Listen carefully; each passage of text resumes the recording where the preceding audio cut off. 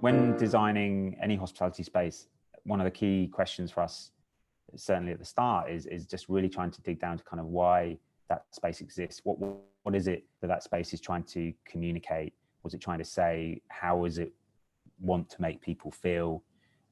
It's really important, I think, to sort of understand that, that it is an expression of, an individual or a collective passion, and you have to dig in to understand what that passion really is, and really then bring that to the foreground. For one of our project in recent years, which was for Ace Hotel, was the Holley restaurant in Shoreditch.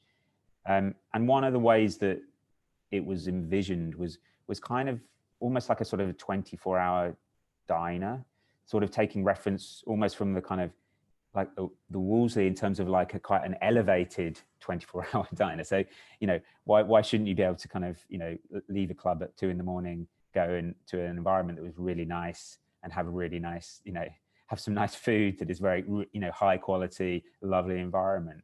And so as we started to think about how you design that space, it became clear that there were almost two different kinds of experiences that had to coexist. There was the desire for it to be a space where a special occasion, you would go there for your birthday, with friends, and so it had to be that kind of have a sense of occasion about it. But then somehow we also had to try and make it feel like there was a kind of an everydayness to it. There was something in terms of familiarity that actually made you feel like you could turn up with your laptop, buy a coffee and work there for much of the day. We found various devices, certainly in terms of the planning of it, in terms of almost like sort of brasserie style kind of like planning made sense. But in the end, it became almost like, in terms of materiality, became the really key thing. And what we employed, what we were calling sort of low code and high code materials. So sort of materials that were sort of everyday. So things like linoleum that you'd normally see kind of in like, your local cafe kind of tabletop, all the way through to kind of like, really fine pink marble, brass, So we had these kind of, in terms of a material palette, it was one that almost fell apart. We assemble materials together and, understand kind of how they all feel. And for us, the key point was like, it almost had to fall apart, as in they didn't quite kind of work together, but we just found that kind of sweet spot where those materials coexist in that space. And in our mind, it sort of plays to each visitor in terms of what they bring.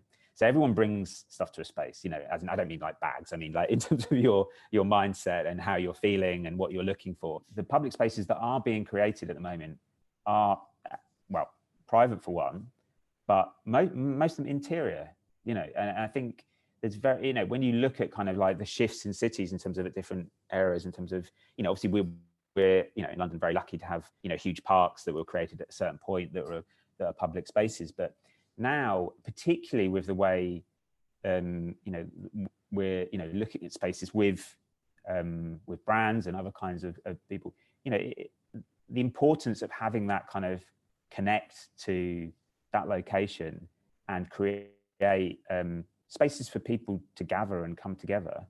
It is really kind of starting to show that, interior spaces are the new public spaces.